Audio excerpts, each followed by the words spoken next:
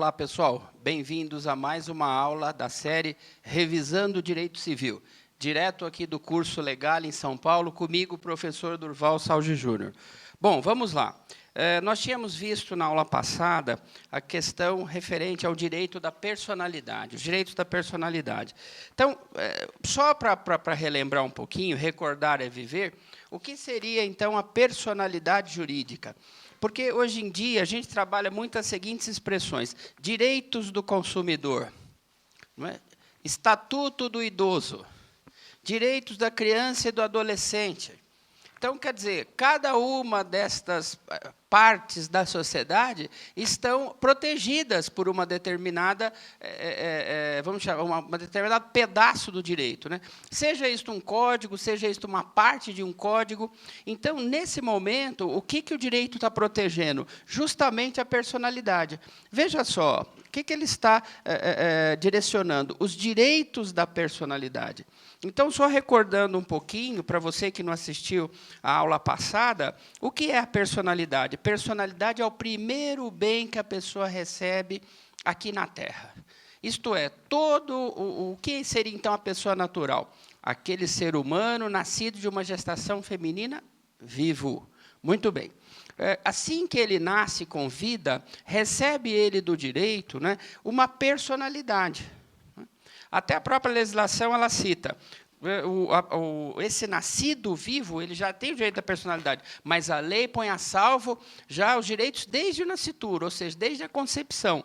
Mas quando ele nasce com vida, né, que há a expulsão desta criança do ventre materno, e aí ele vem ao mundo e respira, nem que for por um segundo só, ele acaba de receber o que? A sua personalidade jurídica.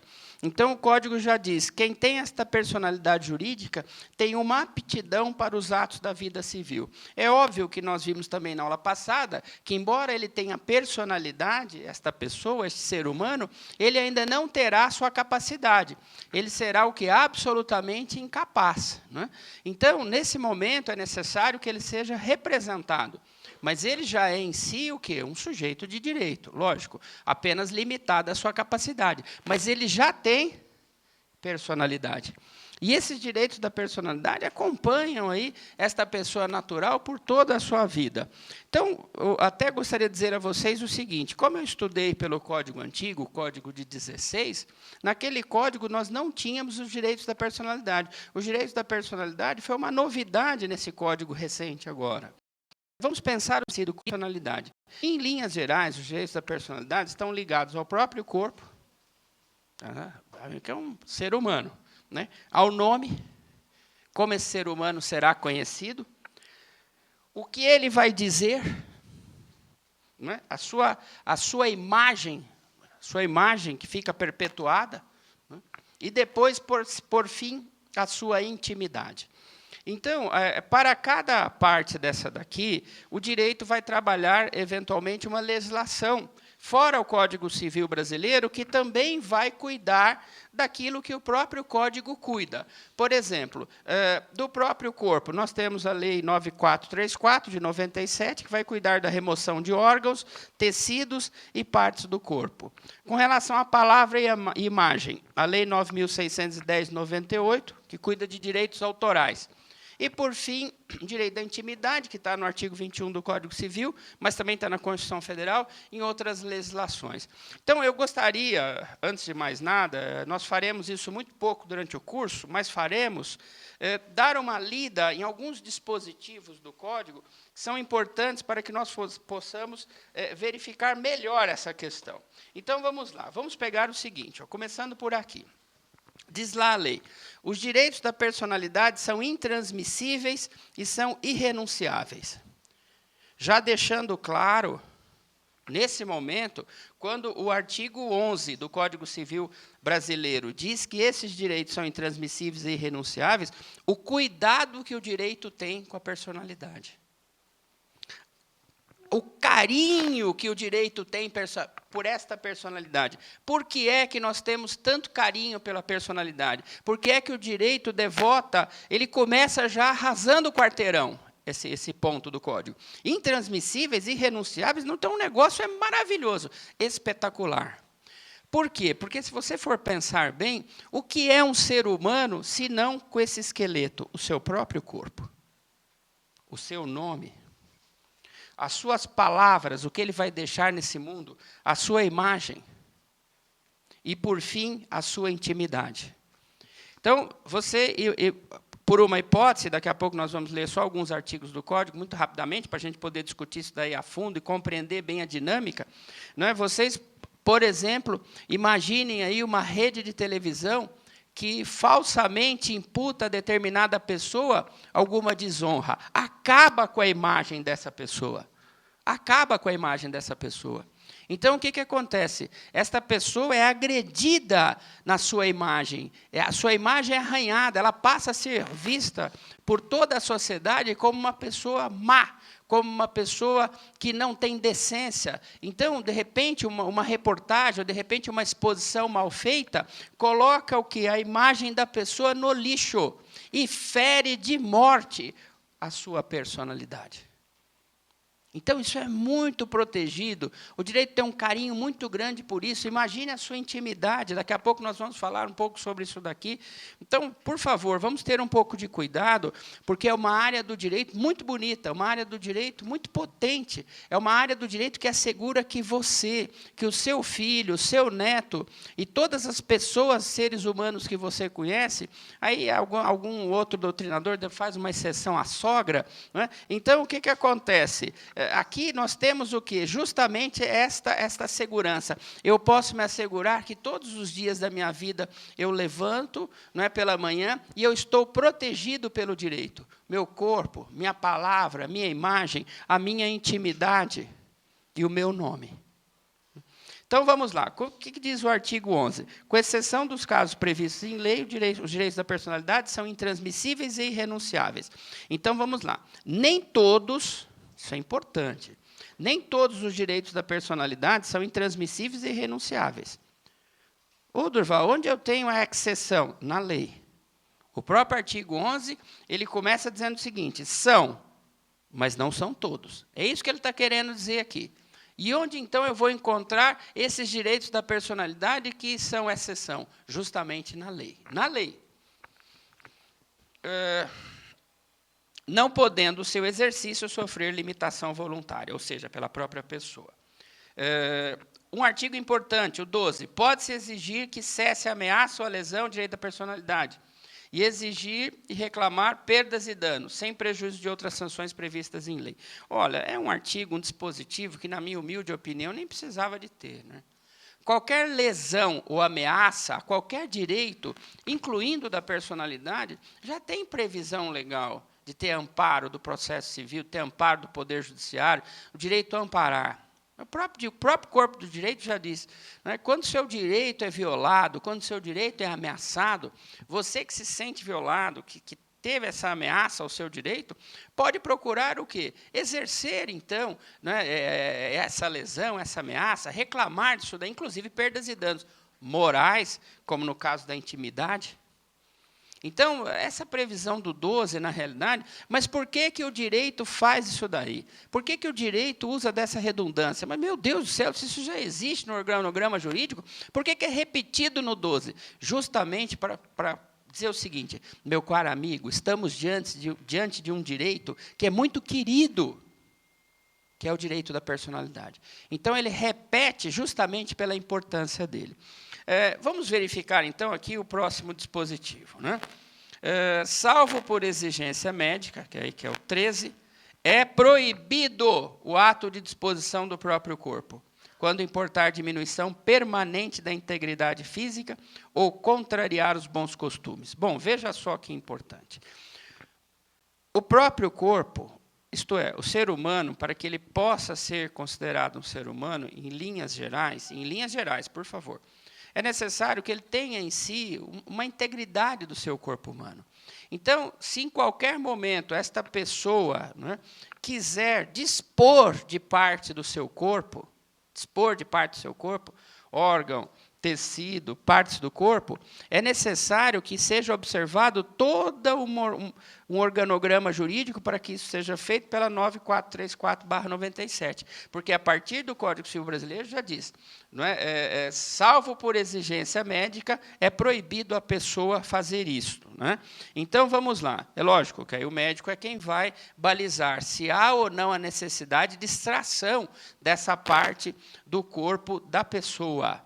Não é? Então, aí, por que nós temos isso daqui? Para evitar que o ser humano, não é, de uma maneira, vamos chamar assim, irresponsável, vá dispor de parte do seu corpo por dinheiro, vá dispor de parte do seu corpo por vaidade, e, muitas vezes, contrariamente aos bons costumes. Então, o direito procura evitar. E como é que nós começa o dispositivo? O dispositivo diz, salvo por exigência médica. E, muito provavelmente, esta exigência médica vai dizer o seguinte, ou eu tenho a extração da parte do corpo, ou eu tenho óbito.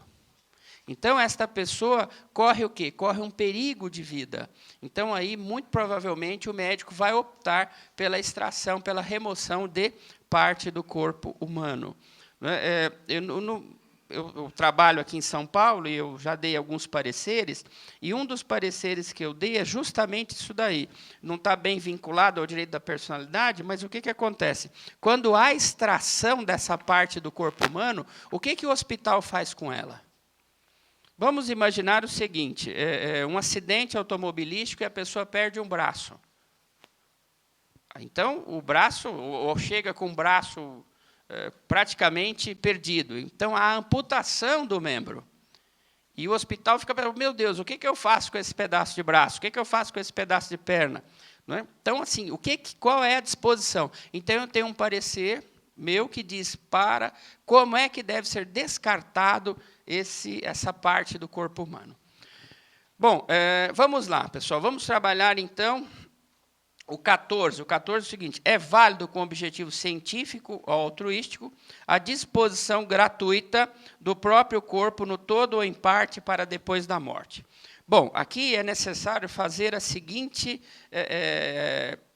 pensamento, né? O seguinte raciocínio é válido aqui.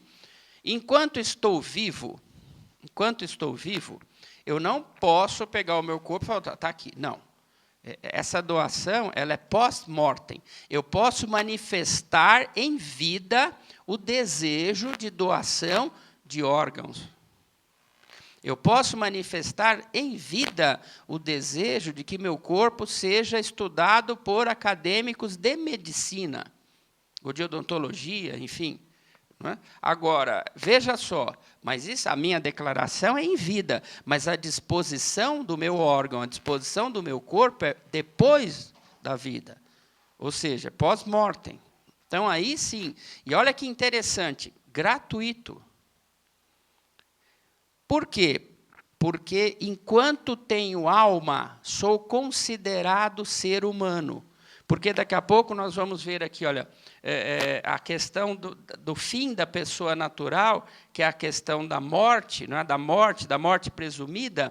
Então, nós vamos verificar o seguinte, a pessoa natural, então, qual é o início? Qual é a gênese dela? Nascimento com vida. Vamos lá, pessoal. E qual é o fim da pessoa natural? O óbito. Então, enquanto vivo, vamos pensar uma parte teológica aqui rapidamente, tenho alma, posso manifestar, realizo negócios jurídicos, posso atuar na órbita civil, mas quando morro, nós vamos ver daqui a pouco, tem uma expressão que chama mors hominia solvit, ou seja, a morte dissolve tudo. Então, o que acontece? Agora, entrando nesse aspecto, há uma perda da alma, vamos chamar assim. Então, meu corpo fica inanimado, isto é, a minha personalidade, que é isto que eu estou fazendo agora, nesta aula, estou manifestando, estou projetando as minhas palavras, conversando com vocês um pouco sobre o direito civil, eu estou exercendo a minha personalidade. Mas, a partir do momento que ocorre um acidente comigo e há o meu óbito, eu deixo esta alma, entre aspas, deixa o corpo, e eu passo a ser só um pedaço de um corpo humano, sem alma. Então, aí passa a ser uma coisa, e esta coisa pode ser doada, então, com objetivo científico ou com objetivo altruístico, né, para alguma instituição, para um estudo, para a ciência. Então, veja só, olha que bacana, né? Então, o próprio corpo, né, esses direitos da personalidade, eles são caros, eles são especiais para o direito, mas eles permitem, dentro da lei, não é, a disposição destes direitos, mas bem dentro da lei mesmo. As exceções não são gerais, não, são bem específicas. Com relação ao nome, né, tem outros dispositivos aqui, mas a gente não vai discutir todos, né, nem é o caso. Ó, 16. Toda pessoa tem direito ao nome. Veja só. Então, vamos lá. Ter nome é um direito. Mas pode ocorrer, por exemplo, de uma determinada família não levar a registro o nascimento desta criança. Então, esta criança tem personalidade, porque nasceu com vida de uma gestação feminina. Não tem nome ainda, mas tem direito ao nome. É um direito que vai perseguir esta pessoa natural com personalidade jurídica por toda a sua vida. Então, o próprio dispositivo já diz, toda pessoa tem direito a um nome, nele incluído o sobrenome, né, o chamado prenome. No caso específico, pessoal, corriqueiramente, há uma confusão, a gente só vai trabalhar isso daí, que diz o seguinte, em todo o mundo, o nome é o nome da família, né, é o nome da sua estirpe. O direito de família usa muito isso daí. Qual é a sua estirpe? Então, de repente, você está aí numa cidade do interior, aí o pessoal fala o seguinte, você é um Castro? Eu sou um Castro. Os Castros são maravilhosos maridos. Mas gostam muito de pescar. Então, por quê? Porque é uma estirpe, é uma linhagem, é um tronco ancestral. Então, o que acontece? É lógico que o DNA desta família, a princípio, terá o quê? Muita semelhança. Por quê? Porque todos vêm de um mesmo tronco. Então, o teu nome é o nome da tua família. Em alguns países, ele vem antes. Então, tanto é verdade que, quando você vai elaborar a sua monografia, o que você vai fazer, estudante de direito? Você vai dizer o seguinte, quem escreveu isso daqui, por exemplo, foi o Salge Durval Júnior. Por que é que o meu sobrenome vem primeiro? Porque em todo o mundo científico, nós usamos primeiro o nome da família e depois o prenome. Qual é o prenome? Meu prenome é Durval. E aqui é uma profunda tristeza minha. Por quê? Porque os prenomes podem ser simples, como, por exemplo, Durval, mas podem ser prenomes compostos, como, por exemplo, Carlos Eduardo. Por isso que, às vezes, eu tenho uma tristeza. Eu tenho o quê? Um nome e um prenome, mas o meu prenome é simples, mas eu gostaria que fosse composto. Durval Lúcio. Durval Lúcio Salge. Olha que coisa mais linda. Então, eu não teria um pré-nome, ou seja, antes do nome, simples, Durval. Eu teria um prenome composto. Tá? Então, vejam só. Então, quando pessoa natural, nasci com vida, imediatamente passo a ter o direito de ter o nome da minha família e um prenome. Uma coisa muito interessante. Muitas vezes, esse prenome não foi a tua escolha. E, às vezes, a pessoa carrega a vida dele inteirinha um prenome da qual ele não gosta. Porque é o que eu digo sempre, o prenome você deveria seguir com o nome da sua família e um número na frente. Então, você é o Salge 1974. Por quê? Quando você tivesse uma determinada idade, você ia escolher, bom, agora eu gosto muito desse nome. Eu gosto desse nome, e não meu pai e minha mãe. Principalmente em alguns lugares do Brasil, em que o prenome da pessoa ele é uma mistura de parte do nome da mãe, de parte do nome do pai e de parte do nome do coronel que vai ajudar a criar a criança. É uma homenagem a ele. Então, o nome da pessoa fica absolutamente muito difícil, porque ele fica uma mescla, né, de vários nomes, esse prenome, e a pessoa, às vezes, até passa a ter o quê? Vergonha desse prenome. Então, quando vai uma determinada idade, esta pessoa, então, entra com um pedido judicial para alteração do seu prenome. Aí é um processo difícil. Por que é um processo difícil? Porque durante uma vida você foi conhecido por este prenome. Porque o nome da sua família, Salge, quantos Salge nós temos? Vários. Agora, então você vai falar, eu quero mudar o Salge. Não, Salge não precisa, o Salge é o nome da sua família, você não vai mudar. Mas aqui, ó, se eu tirar o Durval, por exemplo, e falar, eu sempre quis chamar Fabiano, que é o primeiro nome que a minha mãe pensou. Minha mãe ficou entre Fabiano e Durval, Fabiano e Durval, Fabiano depois e Durval. Até hoje eu não sei, está certo, está errado. Mas veja que interessante, mas é um nome bonito também.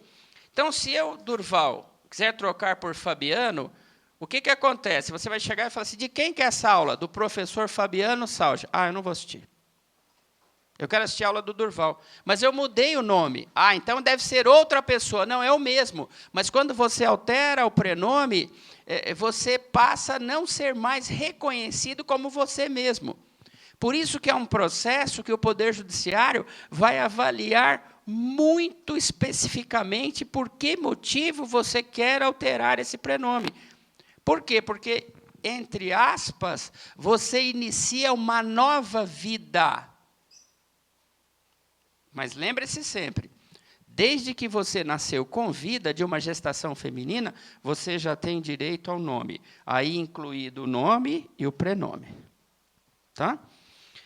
Bom, vamos em frente. Vamos falar um pouco sobre a questão referente à palavra e à imagem. Vamos lá, pessoal. Então, durante a minha vida, desde o Gugu Dadá, até as primeiras palavras, que é Peppa, né? Até papai e mamãe. Então, o que vai acontecer? Você tem aí esta personalidade se manifestando. E como é que esta personalidade se manifesta? Com a palavra, com a imagem. Por isso, pessoal, que hoje em dia nós temos cursos, e vários cursos, de postura. Nós temos vários cursos para você usar esta palavra adequadamente, para você usar a sua imagem adequadamente.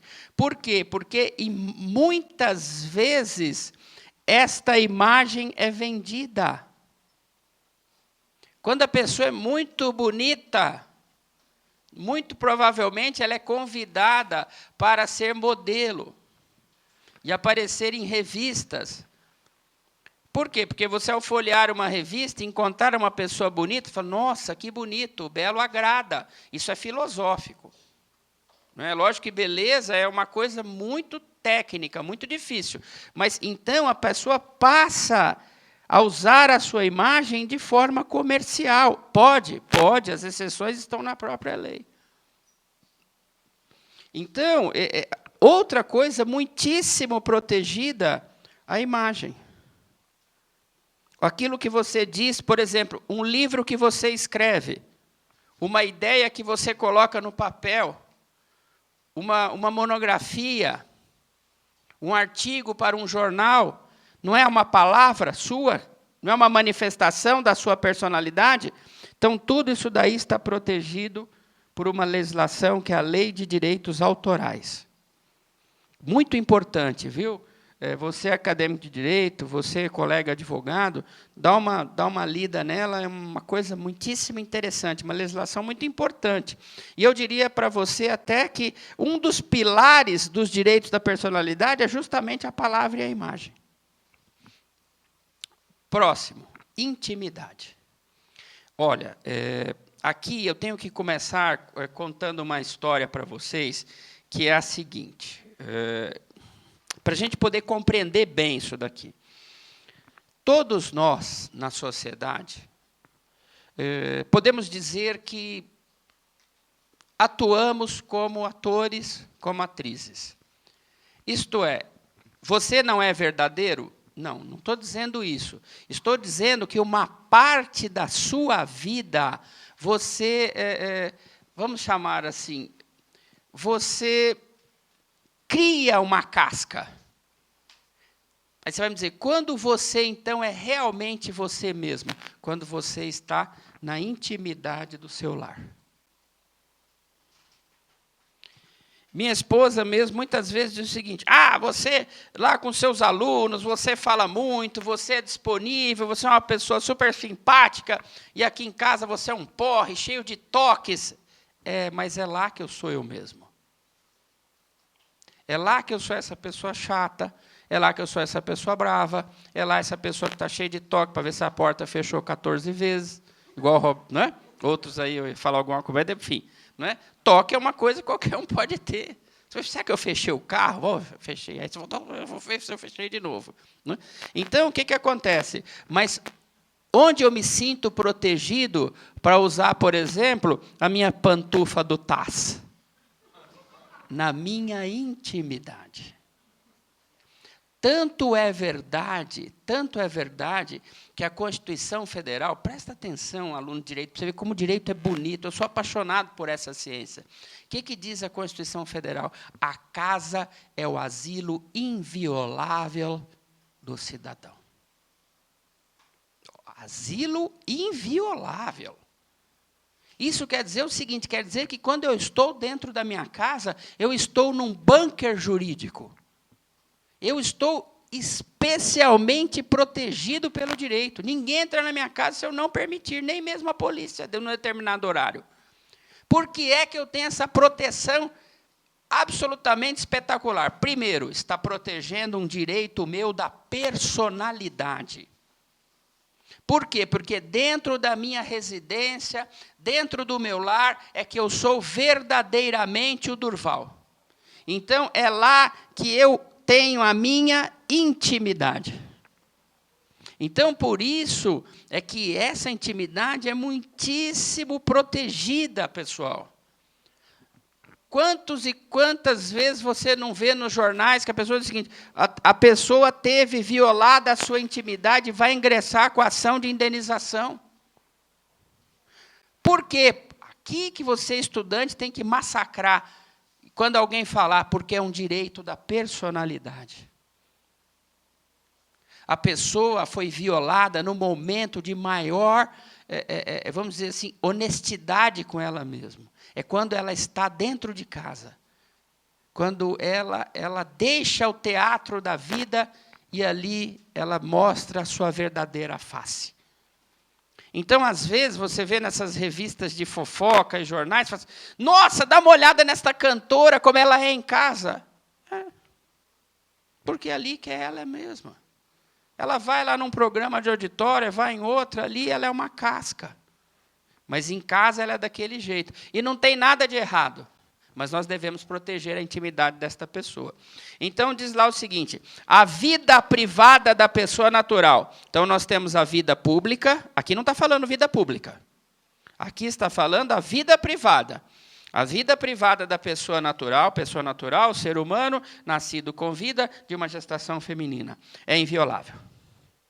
Então, não é só a casa que é inviolável, né? Aqui está falando, a vida privada também é. E o juiz, a requerimento do interessado, adotará as providências necessárias para impedir ou fazer cessar, não é, ato contrário a esta norma. Depende do seu direito estar ameaçado ou depende do seu direito estar violado. Mas aí nós dois, eu e você que está me ouvindo, entendemos então o porquê que é tão importante a intimidade. E por que a intimidade foi muitíssimo bem colocada pelo Miguel Reale na parte de direitos da personalidade. Então, só para terminar, vamos lá. Então, direitos da personalidade. Por que são protegidos? Porque estão relacionados à minha vida, ao meu corpo, ao meu nome, à minha palavra, à minha imagem e à minha intimidade. Se você colocar tudo isso daqui num liquidificador e bater, você vai reparar que tudo que a gente faz na vida, corpo, nome, palavra, imagem e intimidade. Então, absolutamente matamos a pau aqui. E lembre-se sempre, você, futuro advogado, você, colega advogado, temos que colocar sempre nas petições iniciais a Constituição Federal, a intimidade, a inviolabilidade, não é? Esta questão de intimidade, próprio corpo, nome, utilizarmos o 21, manifestarmos ao Poder Judiciário o quão queridos são os direitos da personalidade no mundo do direito, que o artigo já começa, são intransmissíveis, são irrenunciáveis, a demonstrar essa atenção, essa gentileza, essa especialidade que o direito dá aos direitos da personalidade. Ótimo, fechou? Vamos em frente. Se a pessoa natural, uma gestação feminina, quando nós temos o fim da pessoa natural, com seu óbito, E aí fica uma coisa interessante, que o óbito não é dado por qualquer um.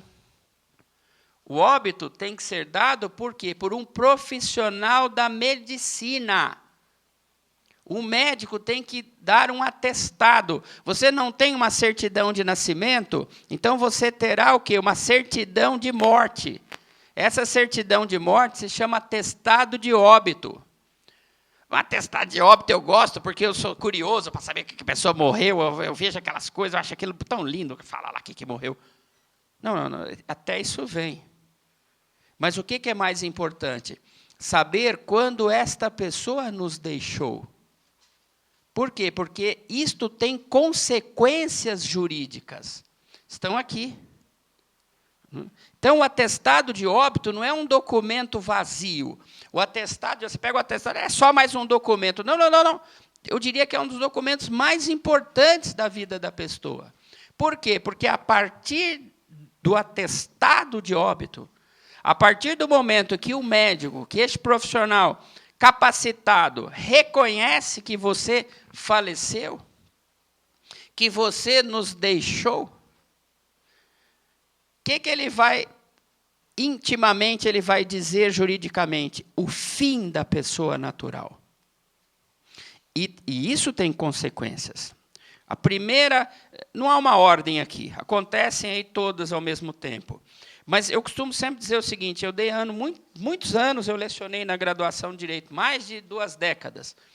Então, o que eu dizia para os meus alunos? Eu dizia o seguinte, olha, se eu tiver aqui um mal súbito e falecer, eu gostaria muitíssimo e ficaria muito honrado pós-mortem se você se levantasse e disse o seguinte, está dissolvida a sociedade conjugal do mestre. Nossa, mas olha que orgulho que eu teria de você.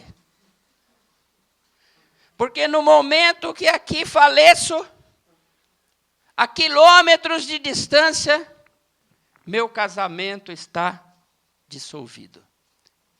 E neste exato momento, minha esposa ficou viúva. Porque óbito, o fim da pessoa natural, ela não pode mais continuar casada com alguém que não existe mais para o direito. Mas ela é daquelas viúvas que ficam com a foto e chorando. Não, eu sei, durante o período que compensar o cheque do seguro, ela vai chorar uma barbaridade. Aí ela pega a minha fotografia, era tão bom esse homem, era tão querido. Já compensou o cheque? Aí quando a pessoa fala, compensamos o cheque do seguro. Agora eu vou viajar, porque viúva é quem morre. Então, aqui a expressão que o direito dá é mors omnia solvit. Ou seja, a morte dissolve tudo. Tudo. Hominia quer dizer todos, tudo. Mors, morte. Solvit, acaba. A morte acaba com tudo. Fica só a saudade. Qual que é a primeira coisa que a morte acaba? Com o casamento. Dissolução do vínculo conjugal. Depois, por óbvio, extinção do poder familiar. Por quê? O poder familiar, lembra, antigamente a pessoa falava pátrio poder. Tem alguns colegas, ainda falam pátrio poder era em Roma, que o pai romano tinha poder de vida ou de morte em relação às pessoas. O pai. Então, nós usávamos a expressão pátrio poder. Agora, não. Tanto o pai como a mãe têm este poder. Então, o próprio Código, o Código Civil de 16, ele fala assim, o homem tem direito, o homem tem direito. Porque é uma época que a mulher nem votava. Então, o mundo mudou muito. Então, hoje, o Código usa pessoa natural, o Código usa ser humano a se manifestar, tanto em relação ao homem como em relação à mulher. Então, a mulher hoje também tem, e sempre teve, eu vou dizer até mais do que o homem, mas, enfim, o direito não enxergava assim, este poder familiar. E é óbvio que, se eu não estou mais aqui, se a minha morte dissolve tudo, a morte também dissolve o poder que eu tenho em relação à minha família. E aí o poder familiar vai ficar concentrado na minha esposa. A não ser que, desgraçadamente, tenha ocorrido a comoriência. Aí daqui a pouco nós vamos ver, aí também é tragédia demais. Mas vamos lá. Mas vamos agora. Qual é o próximo? Qual é a próxima consequência? Aí o outro aluno levanta aqui na frente e fala o seguinte, está aberta a sucessão. Nossa, mas que orgulho! Que orgulho! Muito bem, está aberta a sucessão. Isso quer dizer o seguinte, que eu vou deixar o quê? Um espólio. No meu lugar ficará um espólio. Eu vou até usar aqui, E esse espólio é o quê? É uma sala aberta.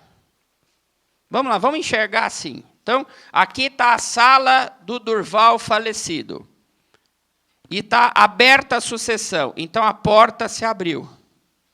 A porta da esperança.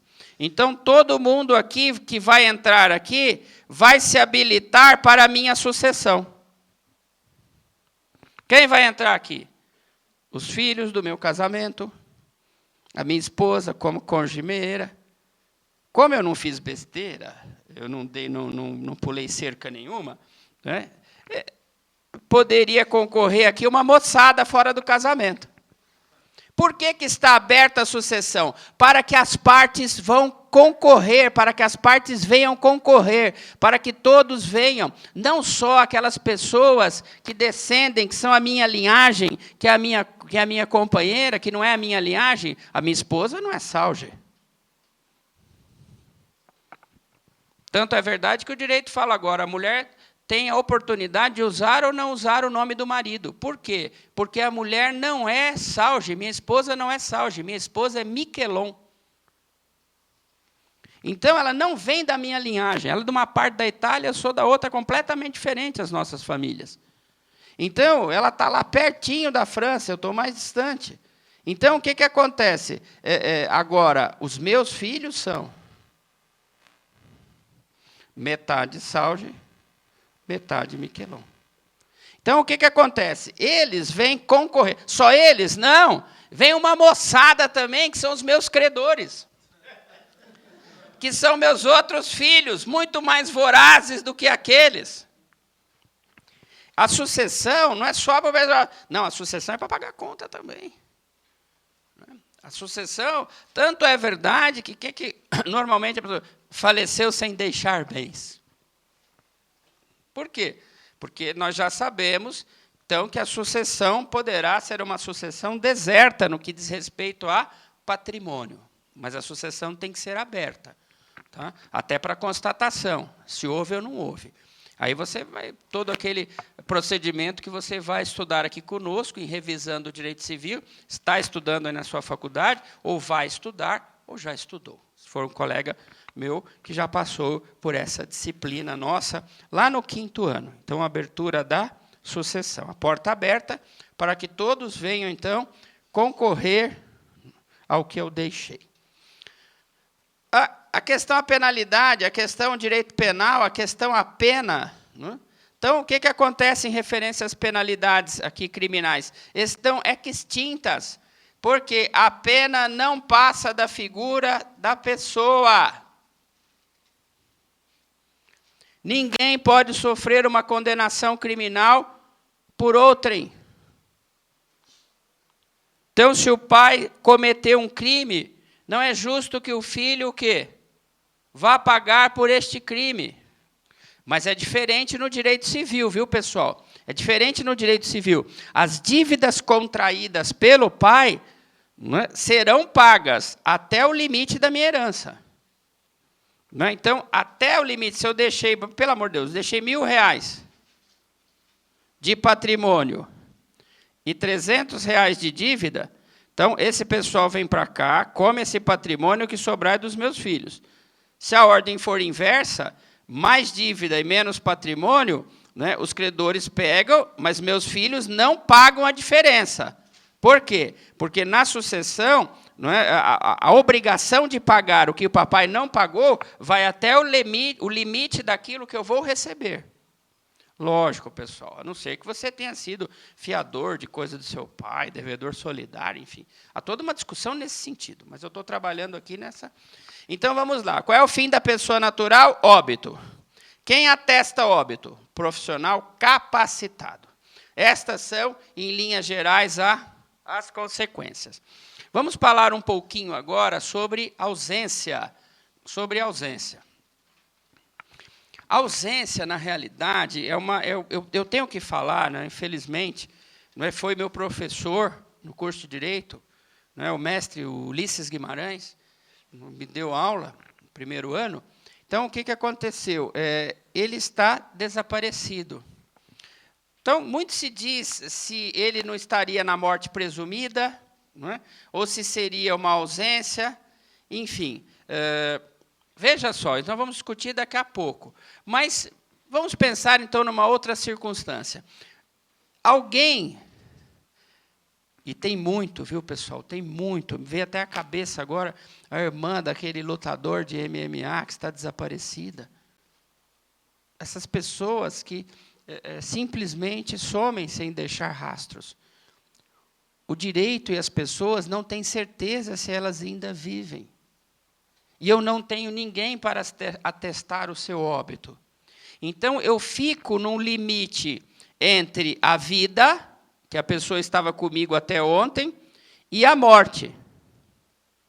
Então, veja só aí, quem está me assistindo. E, aliás, muito obrigado pela audiência. Espero que continue conosco até o final da série, Revisando o Direito Civil. É ótimo, eu adoro o direito civil e quero que você venha comigo para essa experiência fantástica que é viver esta disciplina. Então, veja só, até ontem ela estava comigo, onde ela está? Então, este limite entre a vida e a morte, da qual eu não consigo atestar óbito, porque não há um cadáver, então, o que acontece? Aqui, este limite, o direito vai trabalhar como ausência. Isto é, alguém que está desaparecido, que não deixou representante e nem procurador. Como eu disse na aula passada, porque se deixou representante ou procurador, esta pessoa, num determinado período, vai realizar os atos da vida civil em substituição à pessoa desaparecida. Pode ser representante ou procurador. Mudar essa situação, o trabalho vai considerar essa pessoa natural não morta, mas ausente.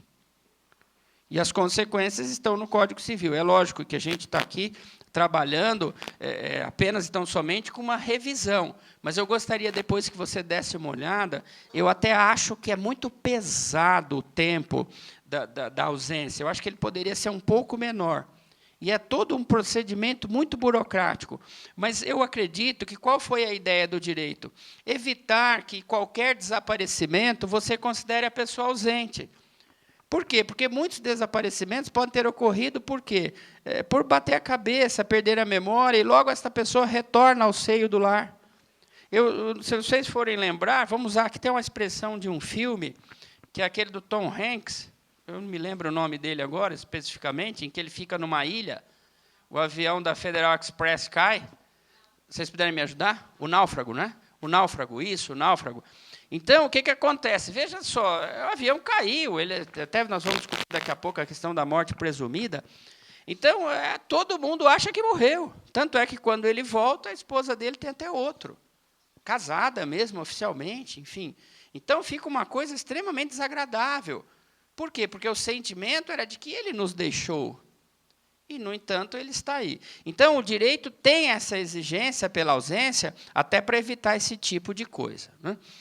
Vamos, então, nós já vimos o fim da pessoa natural. Qual é o fim da pessoa natural? O óbito, né?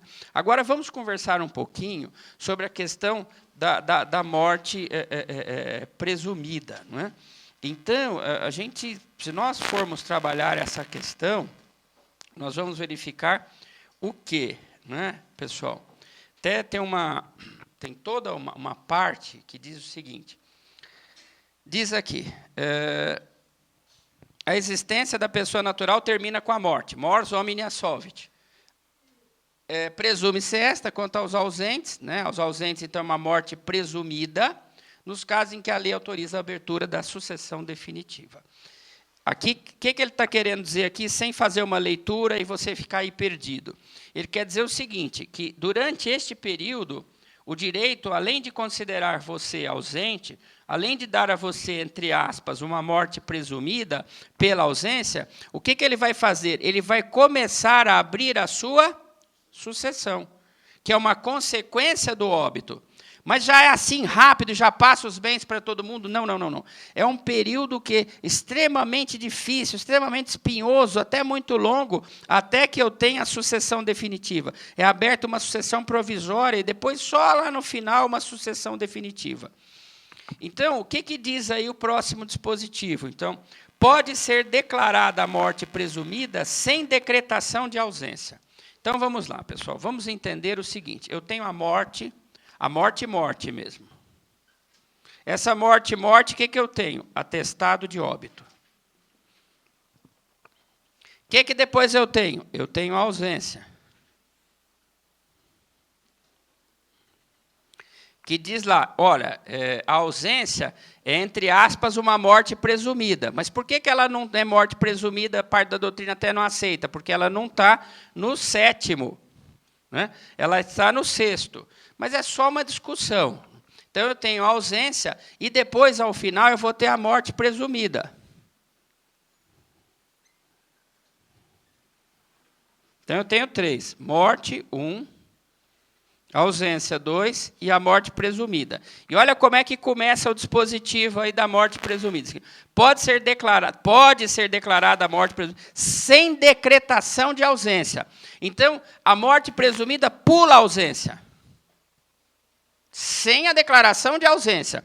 Ou seja, o direito reconhece que você morreu, mas por que ele não declara que você morreu para valer? Porque não tem como dar o óbito. E por que você não abre a ausência? Tinha que abrir a ausência, porque entre a vida e a morte, o cara está desaparecido. Mas nesses 2 casos, o direito permite pular a ausência. Falar, não. Eu conheço, eu sei o que é ausência, mas eu não vou declarar ausência, eu vou declarar morte presumida. Nesses casos aqui. O primeiro caso, se for extremamente provável a morte de quem estava em perigo de vida. Vamos dar um exemplo. Queda de aeronave. A aeronave caiu. E, às vezes, toda aeronave cai e mata muita gente, sempre em consequências muito chatas. Até uma, recentemente, atravessou o aeroporto, entrou num prédio ali, enfim, foi uma coisa triste.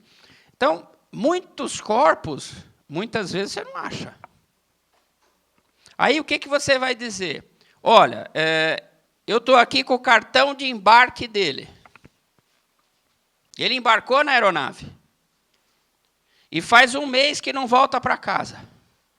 Bom, vamos lá. Eu embarquei numa aeronave que caiu e não ficou ninguém vivo. Aí faz uma semana que eu não volto para casa. 2 semanas, 3 semanas, 1 mês, 2 meses. Vou abrir a ausência? O que eu já vou abrir direto? A morte presumida. Porque a ausência, eu já falei para vocês, é tenebroso, é até meio morte, de tão demorado que é e difícil. Então, é melhor você partir para a morte presumida. Por quê? Por que você vai trabalhar com o Poder Judiciário? Você vai dizer o seguinte, olha, é muito provável que o meu marido esteja morto. Porque ele corria risco de vida. E é risco de morrer ali.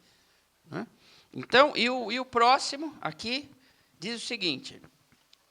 Se alguém desaparecido em campanha ou feito prisioneiro não for encontrado até 2 anos após o término da guerra. Bom, aqui já é outro caso, aqui é caso de guerra. Então, a morte presumida, quando corre risco e for extremamente provável que morreu. Ou 2, guerra. Guerra não é a guerra, aquela guerra, qualquer guerra. Não, guerra não. Guerra tem toda uma legislação para a guerra. Toda uma legislação para a guerra. Há muitos anos atrás, eu prestei o concurso para juiz auditor militar federal, e fui até a sentença. Então, eu tive que estudar isso daí. Então, não é assim, entrou na guerra, não tem declaração de guerra. Aí você vai para o teatro de guerra.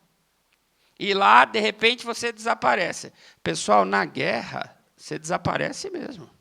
Dependendo da bombinha que cai, não sobra nem oinho. Nem oinho. Lá no interior, não sobra nem oinho. Não, mas pode ter sobrado outro membro maior. Esse daí já foi o primeiro que foi, porque você não sabe onde caiu a bombinha. Né? Então, veja só. Então, qual é o período? 2 anos. Se 2 anos depois você não voltar da guerra, pressupõe que você tenha falecido. Vai procurar. É difícil achar, hein? Difícil achar. Certos artefatos bélicos produzem uma morte terrível. Então, repetindo só para a gente entrar para a comoriência e encerrarmos a aula de hoje. Morte, tem atestado de óbito. Fim da pessoa natural. Próximo, ausência. Que entre a vida, o desaparecimento e a morte, o direito trabalha um pedacinho chamado ausência. Todo um processo muito difícil, que abre uma sucessão provisória, depois a sucessão definitiva, e lá no final vai declarar a pessoa ausente. 3, morte presumida. Pula a ausência. Eu pulo a ausência em quantos casos? 2. Risco provável de que a pessoa tenha morrido num determinado cenário. E for potencialmente possível compreender que ele não volte mais, que ele morreu mesmo, ou guerra. Tá bom, pessoal? Então, vamos lá, e pula a ausência. Comoriência, quando 2 ou mais pessoas falecerem no mesmo evento, sem que se possa saber qual pessoa faleceu primeiro, que precedeu o outro, eu vou trabalhar com a figura da comoriência. Isso eu sempre lecionei, eu falei, puxa, eu acho isso daqui tão triste. Porque se você for pensar num pai e numa mãe, imagina. Então, o pai e a mãe vão sair para jantar e tem um acidente automobilístico horroroso, os 2 morrem carbonizados. Eu sei que é tétrico o que eu estou falando, mas só para a gente compreender a ideia. Então, o que acontece? É o caso de comoriência. E vem o perito e fala, olha, sinto muito. Eu fiz todas as pesquisas aqui e eu não sei dizer se quem morreu primeiro foi o marido ou se quem morreu primeiro foi a mulher. Então, nós estamos diante de pessoas comorientes. Quem são os comorientes? Que morreram ao mesmo tempo, sem que se possa dizer qual deles precedeu o outro. Para que isso daí é muito importante? Para o fim de sucessão. Que aí muda tudo. Porque se o cara falar o seguinte, primeiro morreu o marido, então, primeiro vai abrir o inventário do marido. Lógico que pode inventar, depois o da mulher. Depois a sucessão da minha esposa. Então, na comoriência muda tudo. Tá? E as regras vão ser explicadas para você futuramente na aula de revisão do direito civil, de família e sucessões, com outro mestre aqui do Legale. Eu vou com vocês, repetindo, até o direito das coisas. Então, nós vamos ver comigo, acredito, né, e muito provavelmente será, toda a parte de teoria geral, depois obrigações, contratos, direito de empresa, direito das coisas. E aí, família e sucessões, nós teremos um outro mestre. Eu agradeço muitíssimo a sua gentileza, muitíssimo a sua atenção. Eu espero que você esteja gostando muito destas aulas. Eu preparo com muito carinho para vocês, assim como o direito da personalidade tem carinho por tudo isso, eu também tenho muito carinho por você. Seja bem-vindo ao Legale e até a próxima aula do professor Durval. Muito obrigado a vocês.